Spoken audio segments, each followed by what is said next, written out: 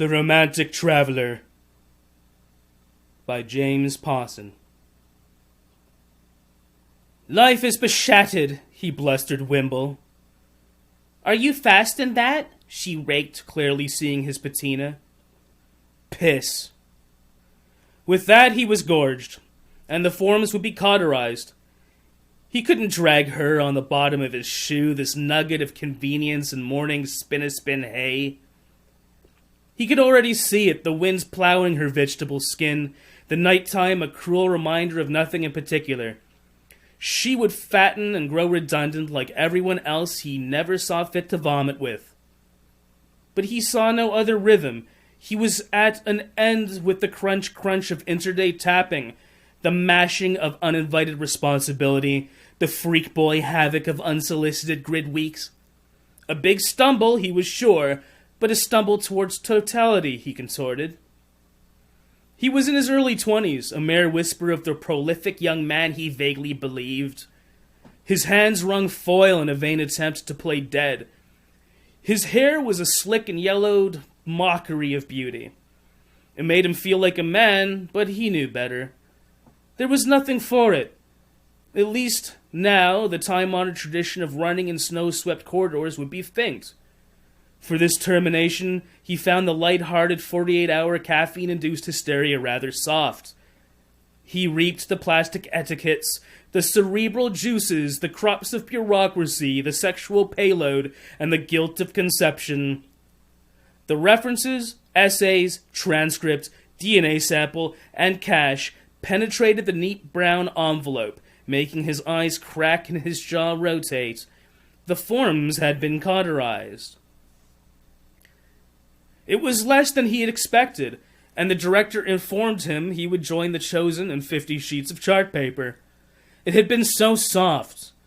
There was no more to credulate. It had been made. Soon he would fly, and the sweet hands of Europa would guide him into her many orifices.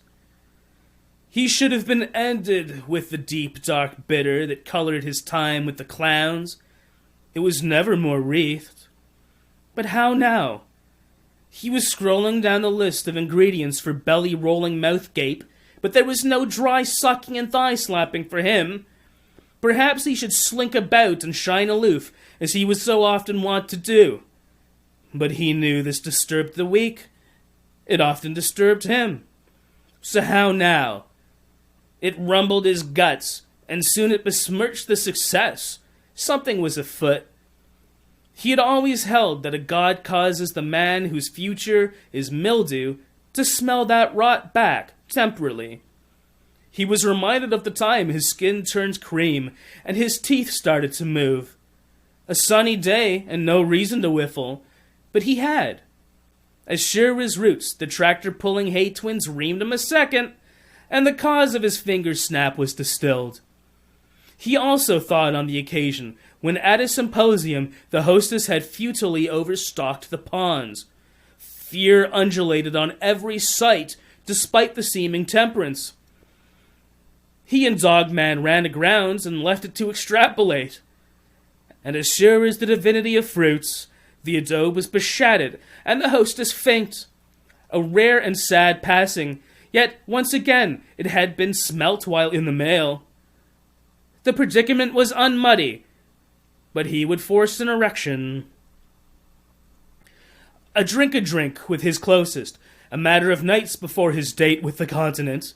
Still his kernel unheeded, like an afterthought burger when you're late home from work. Friends sucking air, cheeks drawn tight, strangers gyrating, music loading up its Robin van. He was fast never so encumbered. He screamed. His droogs only wombled he. He screamed again, and then continued. The stewards were befuddled. What make you? The closest of his closest charged, and he replied with a shrill shriek. He embarked 53 hours later, heart finally racing, but without disclosure. Jet rumble a likely indicator. He bathed in the countless affirmations like a bubbly riot. Under his breath he excreted, Waka walk hey, waka walk hey, waka walk hey, and the rising had begun. There had been an unwelcome dry cool in Toronto, but when he landed in the nimble fat land, he was funked up by an ultra-buggy sweat fest. Puke, he thought. What manner of brew is this? He made bold withal, and went about the Wall Street of littleness, a bag of sausages, a doza of pickled cabbage, a case of pills, a pack of Gaulois, a floor mat, an H.R. Giger poster, and so on. He felt none too stagnant, and the creaming nature of newness was a wobbling. So this is me, he vibrated.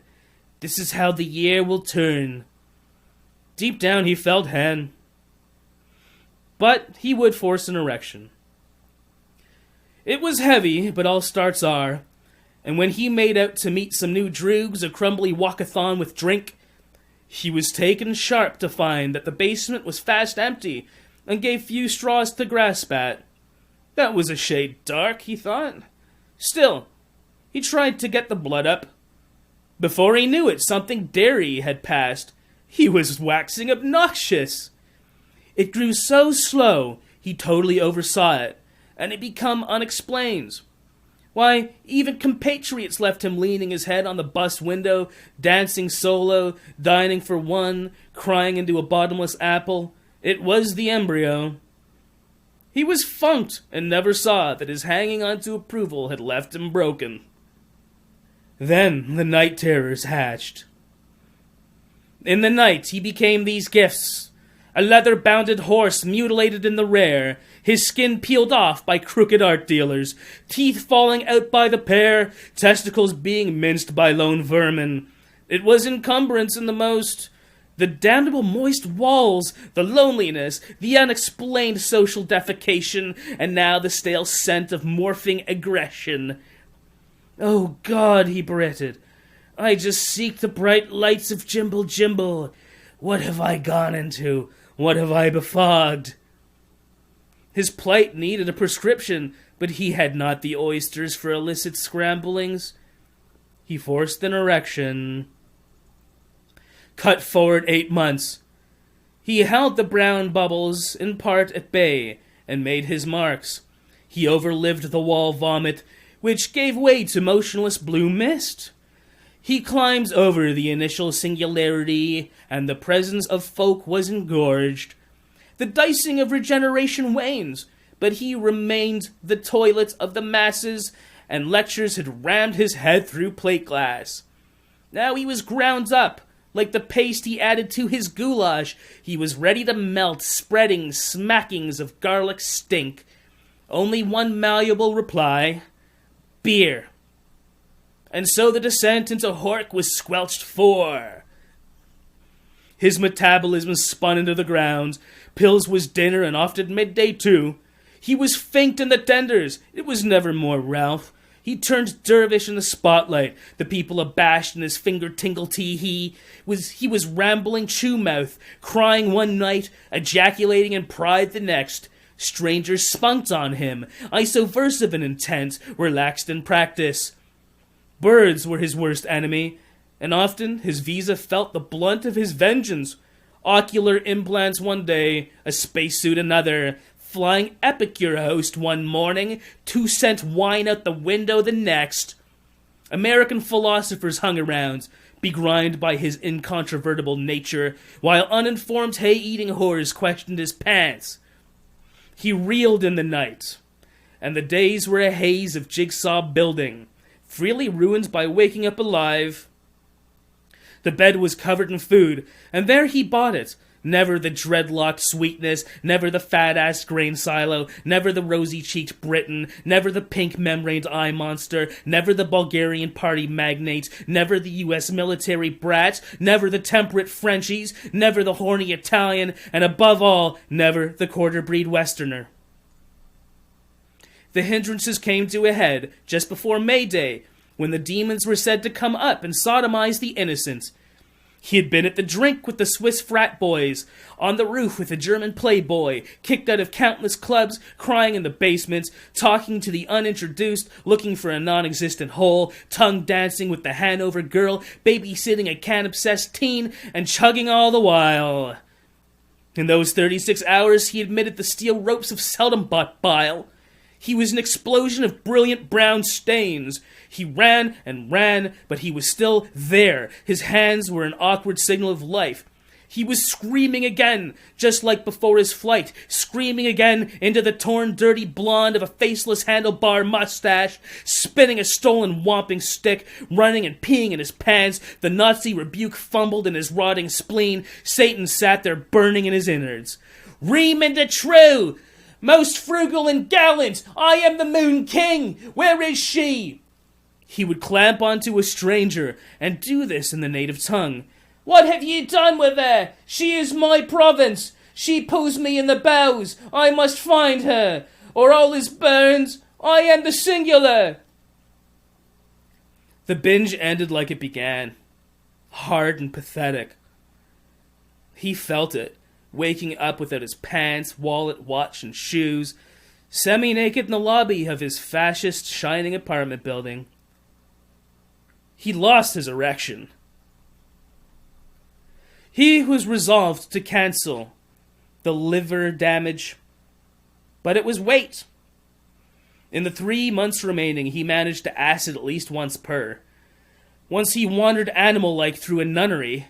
The next month, he called everyone he knew at 6 a.m, demanding that they board a train and go swimming in Switzerland. In his last month, he simply tried to fill every hole, gaping or not. It was shame. Without bearded Detroit philosophers, he likely would have shut down. And one day, he found himself over the Atlantic. He could taste home. And when he saw the sprawling concrete civilization, he came to tears. The mucus-filled monster that sandwiched him against the bulkhead was bewildered. Birdies chirping welcome to him, his mother's cooking had acted as an expectorant for his mind, body, and soul. He was on the mend. August was a clean time, despite the cruel memories like spits. He smoked pot and watched cooking shows, did mushrooms and told ghost stories, got drunk but slept. The only reminder of torturous times, a mild nervous tic in his left shoulder and torso. He found it quaint, an appetizing contortion. At school in the new term, he was often asked to give what he got. All he could say was, "Oh, lots. 'Twas the ride of my span."